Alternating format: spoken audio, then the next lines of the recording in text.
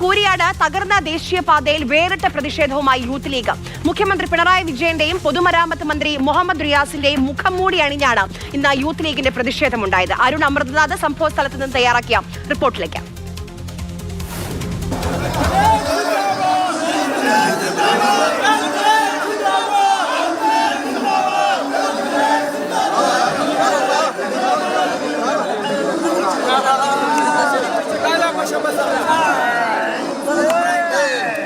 ദേശീയപാത ഇടിഞ്ഞതിൽ പ്രതിഷേധം ശക്തമാവുകയാണ്. അതിനിടെയാണ് യൂത്ത് ലീഗിന്റെ പ്രതീകാത്മകമായ സമരം.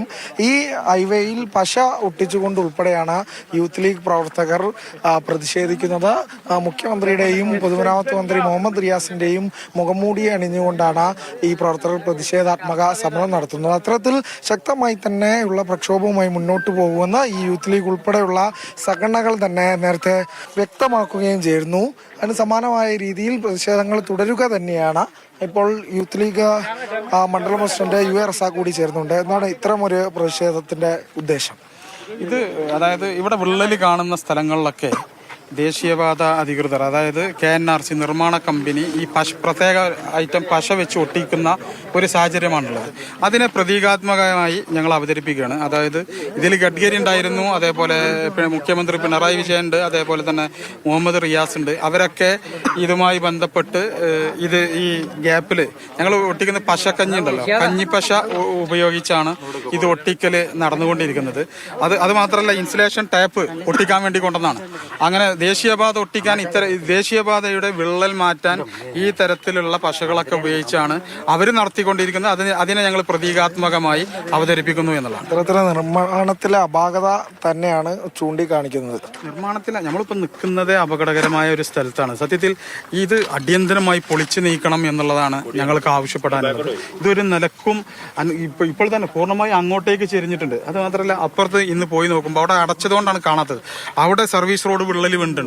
ആ വിള്ളൽ വീണെന്ന് പറഞ്ഞാൽ അതായത് പൂർണ്ണമായി ഇത് പൊളിച്ചു മാറ്റാതെ ഒരു നിർമ്മാണവും ഇവിടെ ശാസ്ത്രീയമല്ല എന്നുള്ളതാണ്. അതോടൊപ്പം തന്നെ ഇവിടെ പാലവും അനിവാര്യമാണ്. ദേശീയപാത സംഘത്തിലെ വിദഗ്ധ സംഘം പറഞ്ഞതൊന്നും തൃപ്തികരമല്ല. ഒരിക്കലുമല്ല. എങ്ങനെ തൃപ്തികരമാവും? അവരെ KNRCയുടെ ടീമാണോ എന്ന് പോലും ഈ വിദഗ്ധ സംഘത്തെ സംശയിക്കേണ്ട സാഹചര്യമാണ്.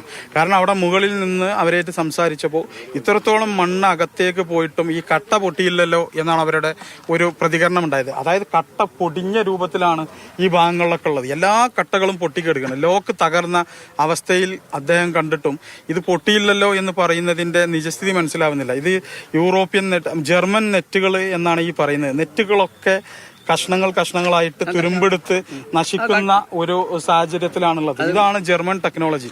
ഇത് ഏത് തരത്തിലുള്ള ജർമ്മനാണ് എന്നുള്ളത് മനസ്സിലാവുന്നില്ല. ഇതേപോലെ കഷ്ണങ്ങളായിട്ടാണ് എല്ലാം കിടക്കുന്നത്. ഇതൊക്കെ വരും ദിവസങ്ങളിൽ ഇതിലൂടെ എന്ത് സുരക്ഷയിലാണ് യാത്ര ചെയ്യുക എന്നുള്ളത് ജനങ്ങളിൽ വലിയ ഭയമുണ്ട്. ഭയരഹിത യാത്രയൊരുക്കാൻ സർക്കാർ തയ്യാറാകണം എന്നുള്ളതാണ് ഞങ്ങൾക്ക് ആവശ്യപ്പെടാനുള്ളത്. അത് അത്തരത്തിൽ ശക്തമായ പ്രക്ഷോഭമാണ്. ദേശീയ അതോറിറ്റിയുടെ വിശദീകരണത്തിൽ കൂടി നാട്ടുകാരോ ഇത്തരത്തിൽ പൊതുപ്രവർത്തകരോ ഒന്നും തൃപ്തരാവുന്നില്ല. അതിനിടെ കൂടിയാണ് രാഷ്ട്രീയ യുവജന സംഘടനകൾ പ്രക്ഷോഭം ശക്തമാക്കിക്കൊണ്ട് കൂരിയാട് ഉൾപ്പെടെയുള്ള മേഖലകളിൽ പ്രതിഷേധം സംഘടിപ്പിക്കുന്നത്. ജോം DK-ക്കൊപ്പം അരുൺ അമൃതനാഥ്, മാതൃഭൂമി ന്യൂസ്, മലപ്പുറം.